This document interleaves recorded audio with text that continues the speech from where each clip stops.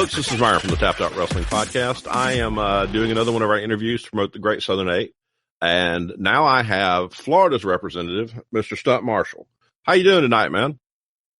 I am doing great, sir. How are you doing? I am doing very good. I saw you in Porterdale at their big show, Sacred Ground, and you did a hell of a job there. Thank you. Y'all's team won, and then even after the show, you were still having a lot of fun.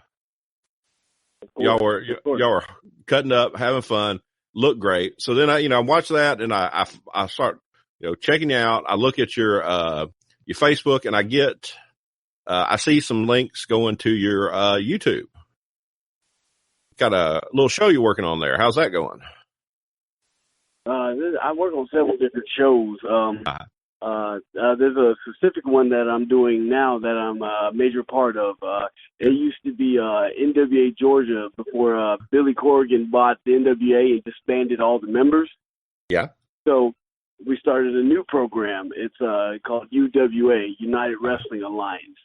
And we have 17 different feds that are looking to be in it. And not even looking, are actually in it. And now we're just growing and doing more growing. And I think it's in over, eight or nine different states. And that's good.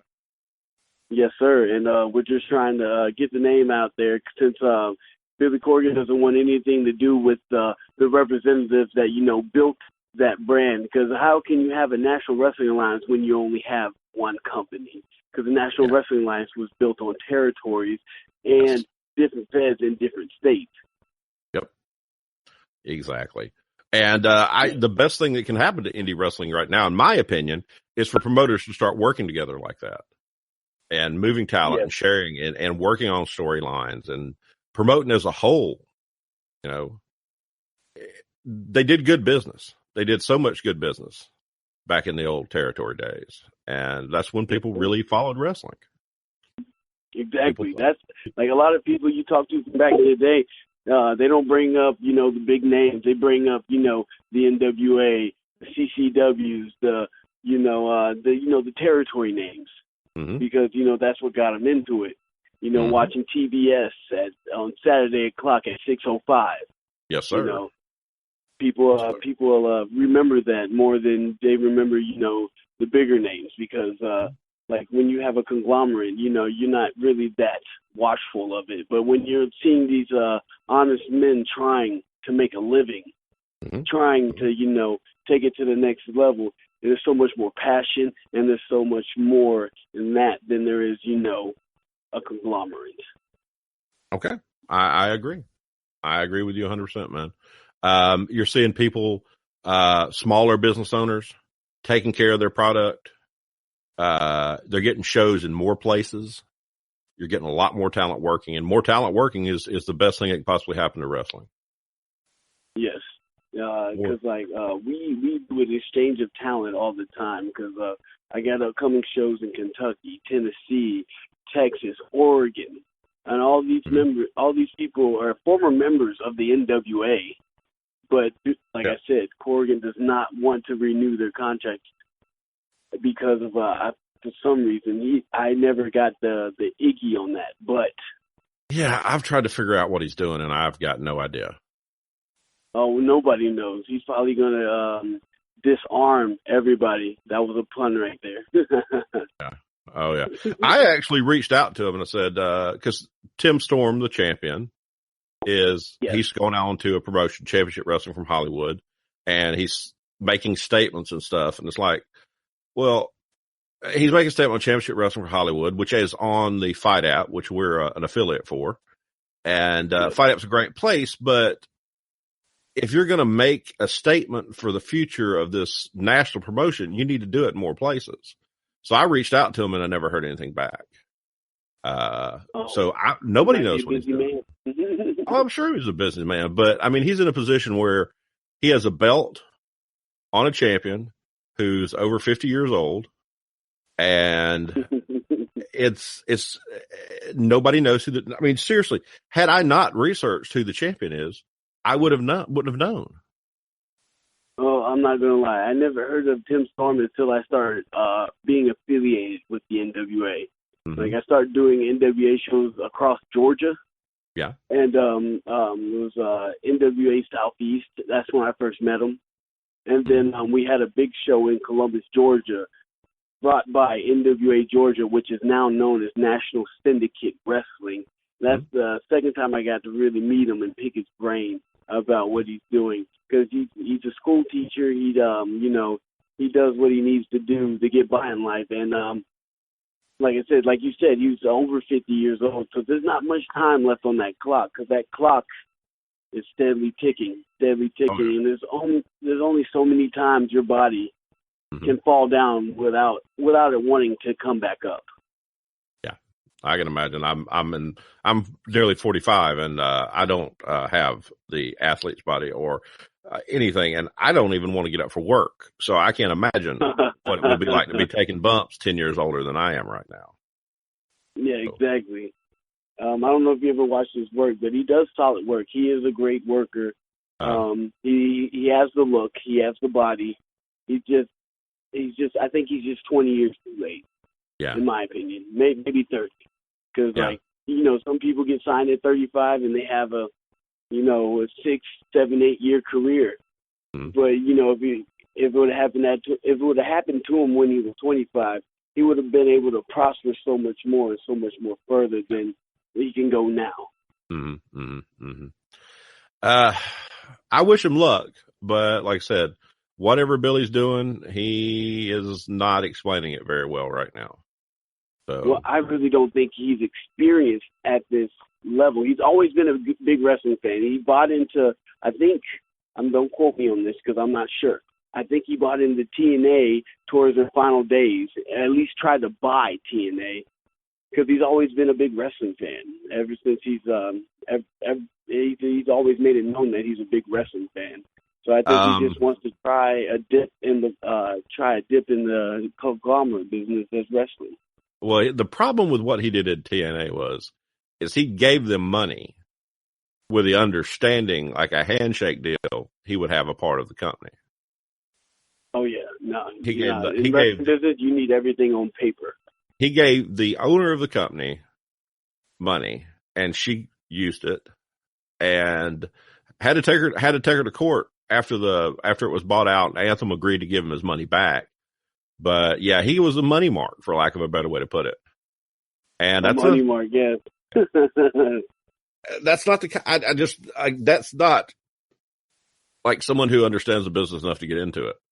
And like I was telling you earlier, I have not been dealing with the indie wrestling scene for much more than a year now, and it is one of the most different businesses out there. Not even just different; it's very difficult, because you have to have a very thick skin. And whether you're a promoter, whether you're a money mark in quotations, whether you're just a stagehand, you have to have thick skin, because if you don't, you're not gonna strive at all in this business.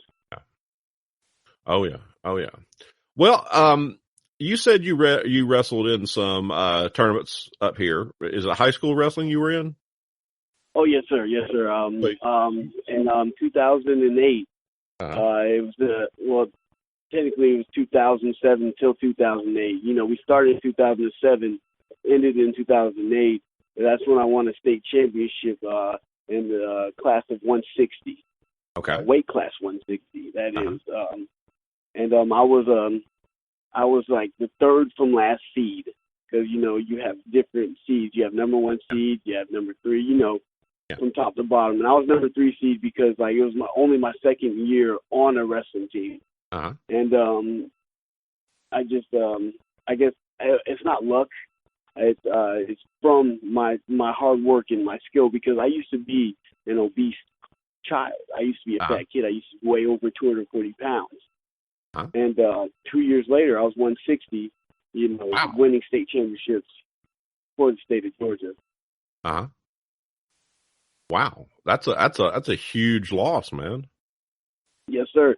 Because I come from a big family of athletic people. I got 3 brothers. They're all over 6'3". Yeah.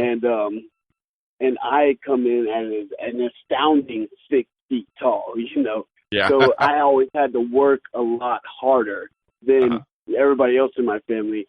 They call me a black sheep not because I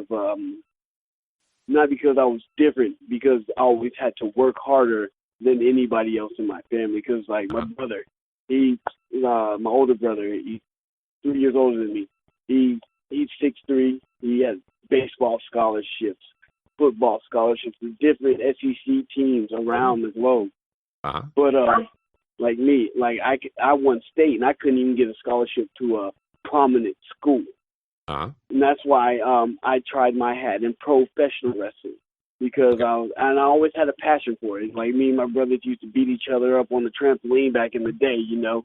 It all starts from a single seed, and I guess it trickled down. Mm-hmm. So you were a wrestling fan. Who was your favorite wrestler back in the day? I'm not going to lie, man. It was The Rock. Yeah. Not Nation of Domination Rock, not post-Attitude Era Rock. It was the $500 shirt-wearing Rock.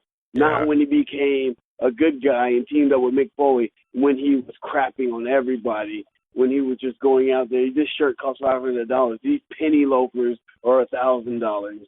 I always liked his flair and his je ne sais quoi, because he was always on top of everything. Yep. And he was so good on that promo, man. Exactly. And he looked perfect all the time. All the time. He'll cut a promo, and like you don't even listen at the beginning of it, but by the end of it, you're on the edge of your seat, like, oh my God, what's going to happen next? Yep. And that's what got me into professional wrestling. No, not even just that, because like when I was a kid, we come from a large family, so my parents didn't watch us all the time. My grandmother watched us all the time. My grandmother was 87 years old watching WCW. My first match I ever saw was Eddie Guerrero versus Rey Mysterio when Rey Mysterio didn't have a mask. Ooh, that's a good match right there, man. Mm-hmm. I don't even need to see it. And it was on WCW Thunder. On Thursday night. Damn, man. Yes, you got to see it all. That was the prime time for wrestling. I'm fortunate that I did. That was the prime time. I'm fortunate I did.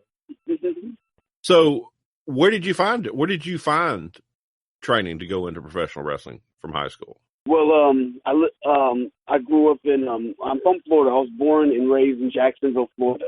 And then I moved up to Columbus, Georgia. And Columbus is a lot of people don't know this, but Columbus is a big wrestling town. Jerry Oaks came from here. Marty Jannetty's from here. And a plethora of people like Georgia Championship Wrestling used to be based out of here. Yeah. And my first time getting in the wrestling business, I was doing some dumb stuff in the backyard, and then someone saw me on YouTube, and they were like, "Hey, man, you could be somebody." Mm-hmm. And so I had my first Indy match, May 19th, 2010, and it was a god-awful match. I hope no one goes looking for it. You know, there's a triple threat match between two other guys that were not trained. And then after that match, I seeked out training. I trained for a little bit with Marty Jannetty. For a little bit. It was probably like 3 months, and then he got a call to go on, like, a call to Las Vegas to film a wrestling show out there. Yeah. So I didn't hear from him for a couple years. And then I got the tutelage of a local wrestler called Drew Golden. He wrestled back in the 90s with the Flying Zebras and a whole bunch of people from around this area. Like he was trained by Jerry Oaks. Okay. And after he trained me for a little bit, it was probably about a year. And then after he stopped training me, there was a guy named A-Rod from this town. Like he trained me on, like, you know, on more advanced things to do instead of just, like, you know, shoulder tackle, headlock, arm drag, hip toss. He trained me on how to do other things. Working and getting your whole, every one of them for it. Yeah, and getting your whole move set and everything put together. That's a big deal. That's a big deal to learn that. But where did you learn to cut these killer ass promos, man? Well, like I said, there's 8. I come from a family of 8 and I have 3 older brothers. So I had to learn to talk crap at an early age to people. Yeah, you won't keep up with that, man, if with all them older brothers if you can't. Exactly. And then, like, one day I was sitting down, and I wondered, what if The Rock and Kanye West had a baby?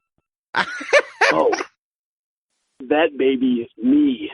That's where all this hate came from. That's where all these mic skills came from. Because, like, you know, I told you, I was obese growing up, so I was bashful.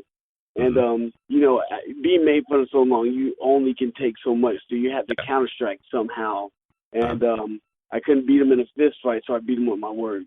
That's cool. And after I beat him with my words, I could guarantee you I could talk myself out of any situation. That's good talent. That's a good talent to have. The gift of gab, baby. The gift of gab. That's why I work at a gym right now. You know what I'm saying? Pitching and selling, man. Mm-hmm. That's what it is. So that's cool. So you got listening on the Mac Fitness. You got involved with the training. You got better skilled. Did you start working matches fairly soon after that, or did you stay training for a while? Well, no, I stayed working matches while I was training. I stayed working matches while I was training, and then I was wrestling for about 4, maybe 5 years without having, you know, an actual character or gimmick. I was just going out there putting on matches. Putting on matches, you know, counting lights, putting on matches. And then one day, like I said, what if The Rock and Kanye West had a baby?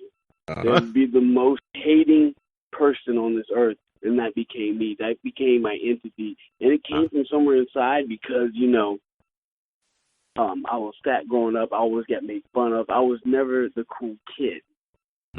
So I channeled all that hate towards wrestling. I channeled all that hate towards, you know, my character. And that's how Stunt Marshall was truly born. That's cool, man. And the whole hate thing. You got the YouTube where you have the you have your what's it called? The hate club. Yes, sir. Where do you get the, I mean, do you draw from the same place for the inspiration for that? Well, the hate club is actually an accident. The hate club was born because I was tagging with some people at a Platinum Championship Wrestling up there in Atlanta. No, it was NWA Georgia, actually. Me and one of my old buddies, DJ Awesome, he's known as Cameron Jackson now. We had a tag match coming up. Well, actually, I was supposed to wrestle some other guy. And him and his partner were supposed to wrestle some other people. But my dude canceled and his partner canceled, so they put us together. And at first, we were known as the Much Hate Militia. And then as time went by, I have a manager named Rico Rodriguez. He's the best manager of managers by far I have ever seen in this business. And one day we were just driving to a show and we were just pitching ideas. And I was like, hey, man, what do you think about the hate club? And then, like, you know, the light shined down from the heavens, even though it was a cloudy day and it was nighttime. And it was evident. It was clear that we had to be the hate club. And some people say we're knocking off of the Bullet Club or anything. And that people may think that, but we are absolutely not. We want to spread hate all over the galaxy, all the way to the hate dimension. Oh, that's a pretty big goal you have there, man. Pretty big goal. And how do you intend to do that? The WWE has the universe, don't they? Yes, sir. Once I get there, it will be complete. You'll be the Universal Hate Champion. That's gonna be the whole universe will be getting, not just the galaxy, but the universe. The universe. Every constellation in the sky will know hate. So you see yourself as a WWE guy in the future? I see myself as a top guy. It may not be WWE. It may be New Japan. It may be TNA. Maybe Global Force. But I see myself as a top guy anywhere I go. Mm-hmm. Well, I mean, you were able, with the show I saw you at, you were able to work the fans perfectly. You got that done. And that's that's one of those things people miss out on, I think, these days, is they don't know how to work their audience and make the audience buy their gimmick and their character. And you got that down pat, man. So it's just a matter of time. That's where it starts. But your hate gets out there. Now, the videos you shot with Rico, I thought were hilarious. Change your shirt. You got to change your shirt. Go change your shirt. God dang, because he had the same color shirt that I had on, and I couldn't have that. That's awesome, man. That's awesome. So you write all that up yourself? You got all that? You get all that, and Rico's able to play along with you? Well, like, me and Rico can play very well off of each other. Actually, it all started back in 2014. He became the mediator for a promotion called Syndicate Promotions Wrestling, which is actually became NWA Georgia, and then they are part of they are the owners of the UWA, and now they are the National Syndicate Wrestling.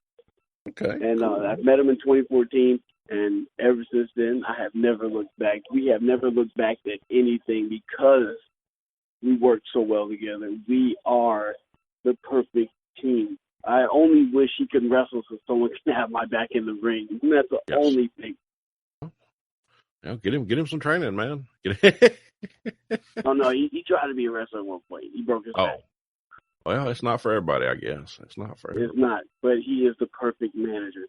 I did a show not too long ago in Florida for this promoter named Rick Knopf. And he booked me in a terrible match against a Florida legend named Wade Daniels. I'm not trying to crap on Wade Daniels, but he is not a legend. If he's a legend, I am God. Because he was not good at all. And he couldn't work that well. And then after the show, he didn't want to pay any of the workers. I agreed to a certain rate. He gave me like a quarter of that rate. And how did he justify that? After we started taking his things like his title belts and his ring ropes, money mysteriously popped up. Because number one rule of this business, you have to take care of your boys. Yeah, you cannot put on a show and not take care of the people that put on the show for you. The reason people are coming to see the show are the people you put on the show. It's not because of you, the promoter. No offense to any promoter out there, but it's about the people working the card. It's not about you. Yeah. Well, they have to have somebody on the card to sell the tickets. Exactly. They don't sell tickets into empty rooms. Exactly. And the crowd was dense anyway for that show. I think it was less.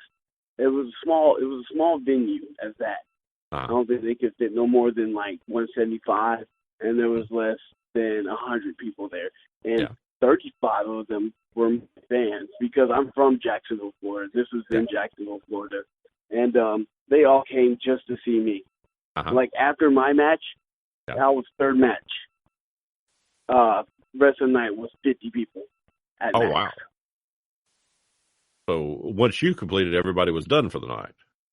It was because I told him, I was like, hey, man, I'm bringing this many people, blah, blah, blah.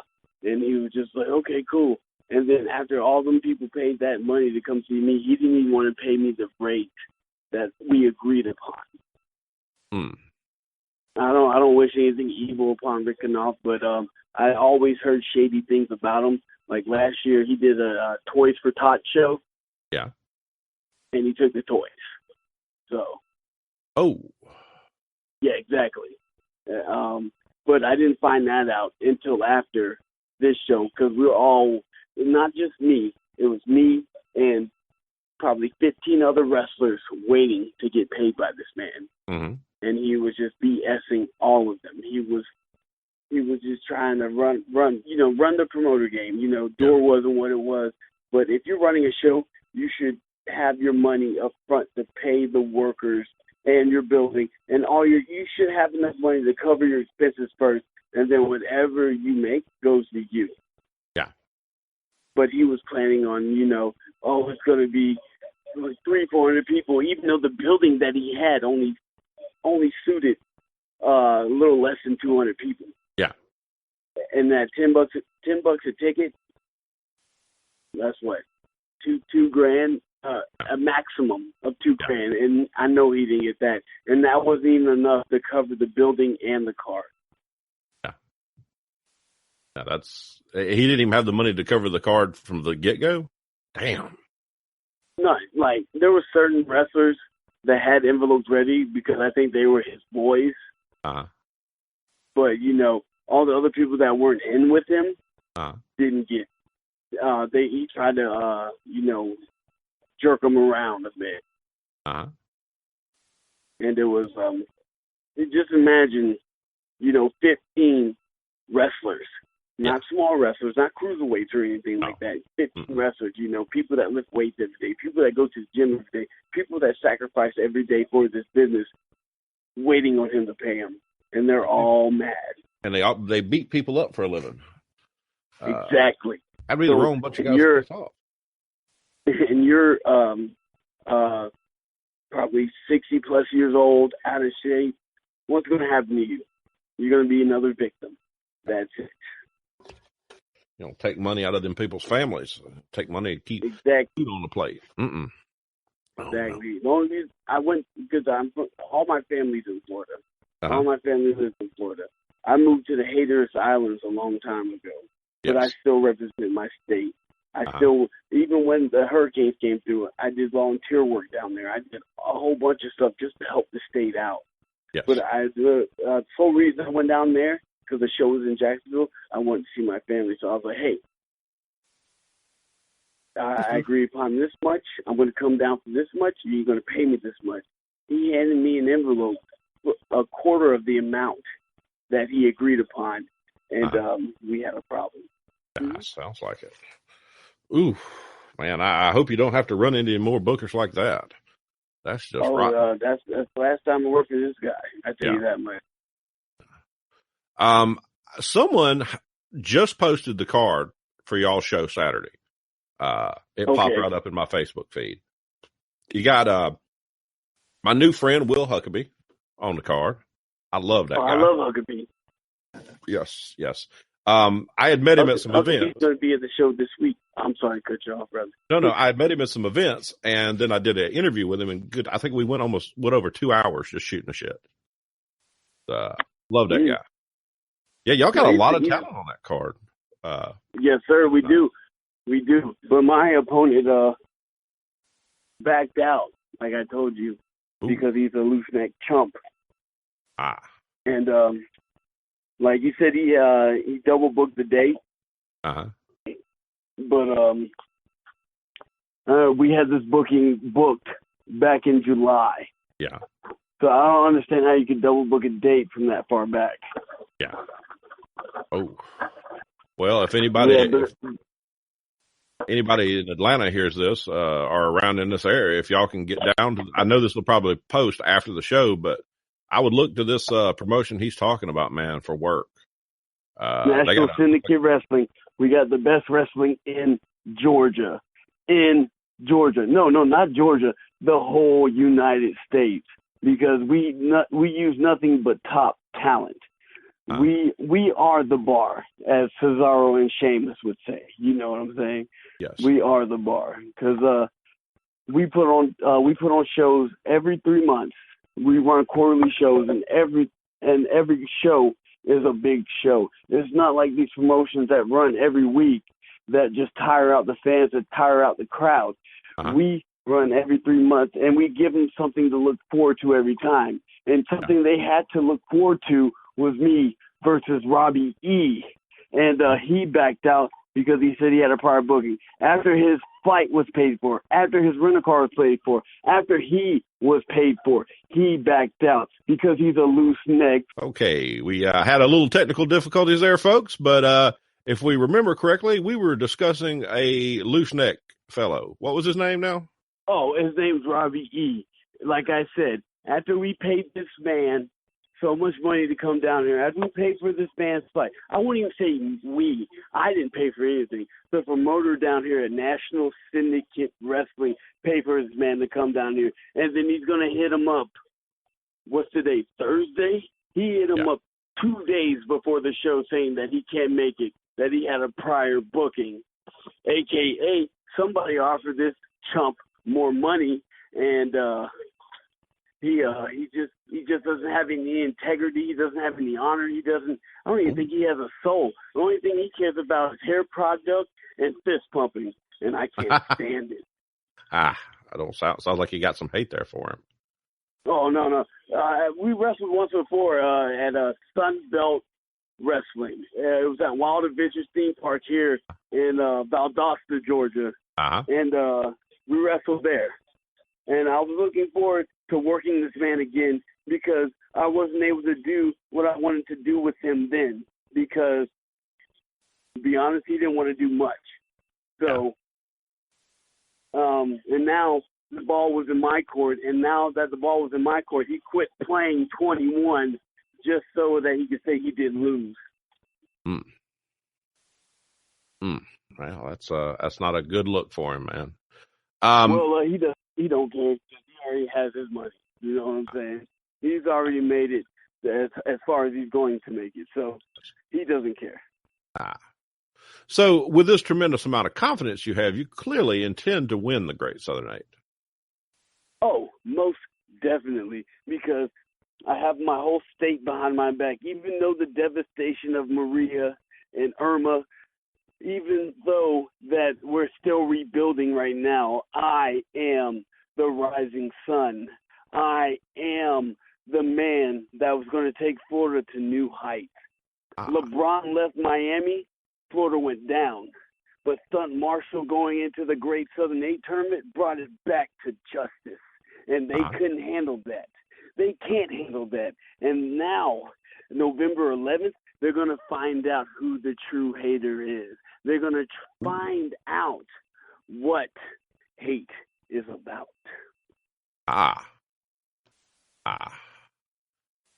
The Great Southern 8, man. How did you get into this tournament? Well, I wrestled for Pro Wrestling Ego on various occasions back in the day. And they needed a representative for Florida, and they couldn't find one because no one is worthy out of Florida besides myself. And so Jay Andrews hit me up, and he was just like, we need a representative of Florida. And I told him, I stay in the Hatteras Islands now. I don't live in Florida, but I was born there. So I will represent Florida, and I will take all the gold. Oh, that's a good one, man. That's a good one. It's a pretty big tournament. It's a lot of big famous guys go through here. It is. And last year, Florida won it. John Davis. Oh, yes. So, I have big shoes to fill, but guess what? I'm only a half-inch smaller size shoe than John Davis, so I don't have much growing room to do. So you are very capable of filling those shoes then, apparently. I am. My buddy O'Shea Edwards is going to be in this tournament. Oh, I know O'Shea. You know O'Shea. All day O'Shea, the silver tongue, blah, blah, blah, blah, blah. He looks like a black Kurt Angle to me, and I don't like him. Oh, you don't like him. I suspect him and you could do some terrific promos, man. Y'all me could versus him in the beginning of this? Florida I don't know. Georgia? I don't know. I'm just saying that's the name I know. That's the guy I see on a regular basis. Oh, no. O'Shea, he's not a bad guy. Don't get me wrong. Outside of the locker room, he's a cool guy.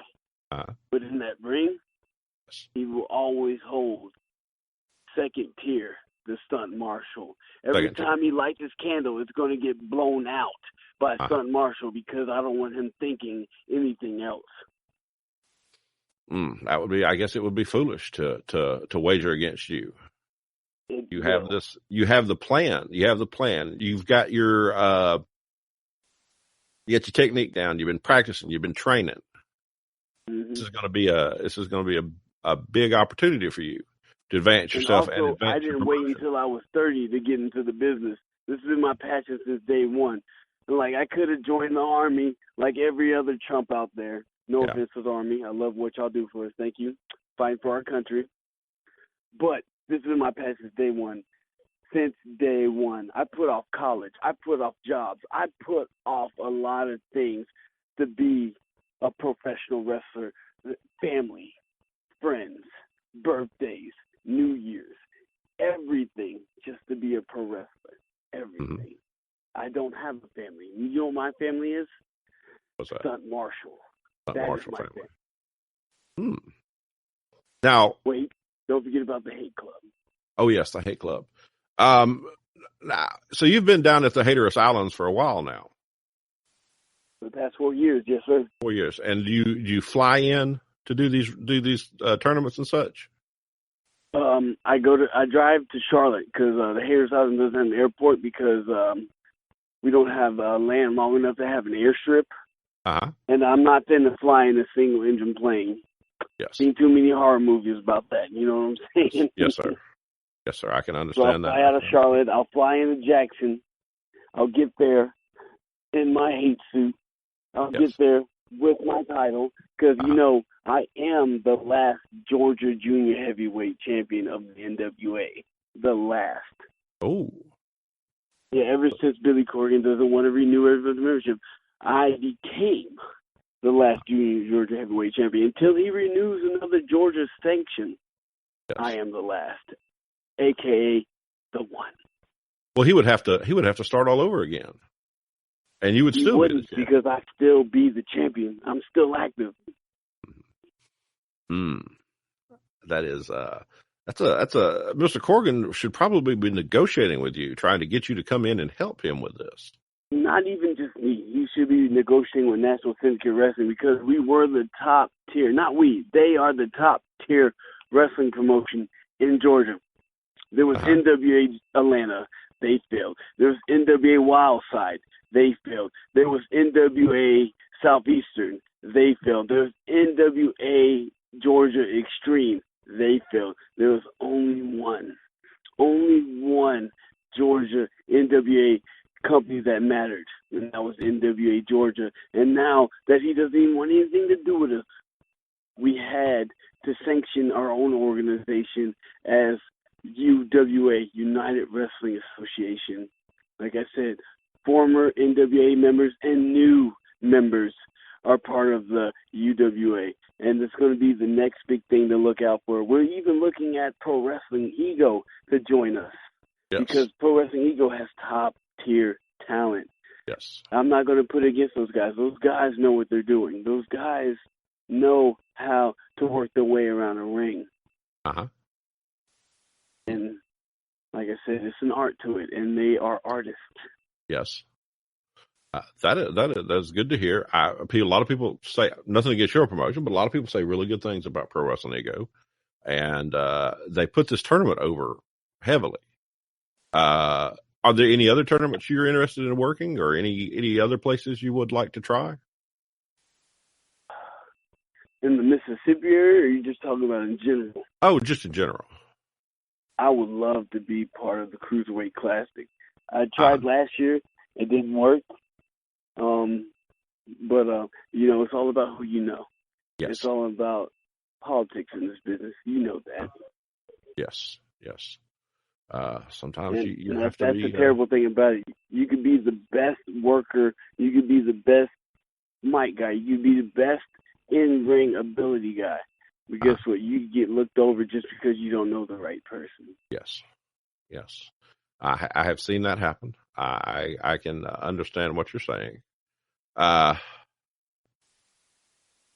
It's exciting to see all these wonderful things and hear all these wonderful things that y'all are doing for wrestling in Georgia right now. And where do y'all typically hold your shows at?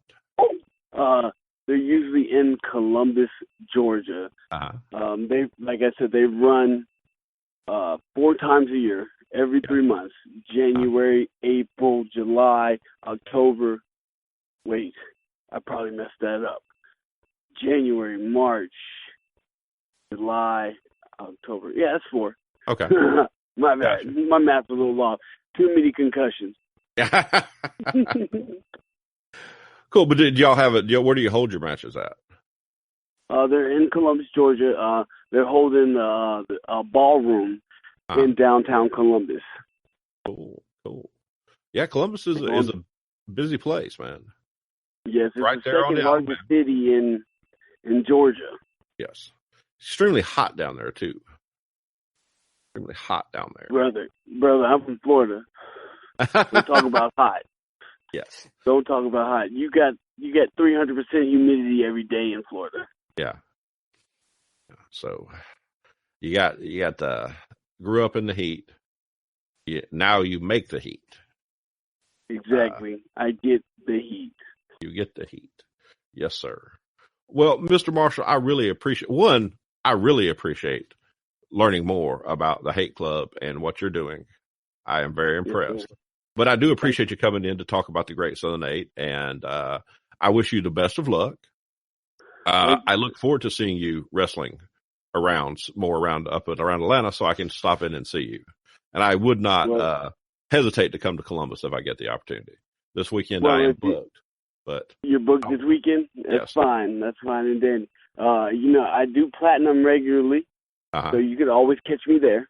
Yes. It's so close to Atlanta. Yeah. And AW won't book me because politics, like I said. And so if you ever want to catch me, come to Platinum, or next time we're running in January, try not to be booked that weekend. Oh, yes, sir. Yes, sir. I will try to. I'll try to get it out ahead. I can introduce you to our promoter, and maybe you can get him on one of these podcasts. Oh, and maybe you get our general manager, Rico Rodriguez, on one of these podcasts. I would love to do something like that. And they're great people. Yes. Would love to do something like that. Well, thank you, sir. I wish you the best of luck in the tournament. Thank you for joining me. And folks, one more thing though.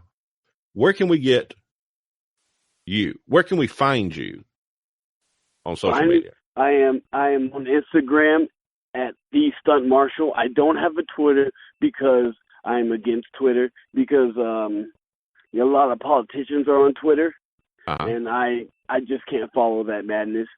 Yes. I just can't. And also, I'm on Facebook under Stunt Marshall. Yes, there's sir. A regular page and there's a fan page. I advise you to add me as a friend and like my Stunt Marshall page. Okay. And then you're going to find great videos of my much hate, and then you're going to find even better videos of me slapping people's necks. Oh, that'd be a good thing to find. And do you have merchandise? Yes, sir. Okay. Right now, all my T-shirts are sold out. I'm waiting on a new shipment, but I do have hate bands. There's gray bands, but there's nothing but hate on them. All you got to do is hit me up on either Instagram or Facebook, and I will get them to you. Don't worry. Excellent. And they're not going to cost an arm and a leg like these other indie guys' merchandise. I'll give you to them at a fair price. Don't worry. At a fair price. But yet you will still manage to fill them full of hate also. The fair price is going to fill them full of hate because they're going to be like, I got this deal. Yes. I like what you're doing, man. That's a very good bargain you're offering people. Thank you again, sir. And we will be talking to you later. You have a good night. Yes, sir. Thank you.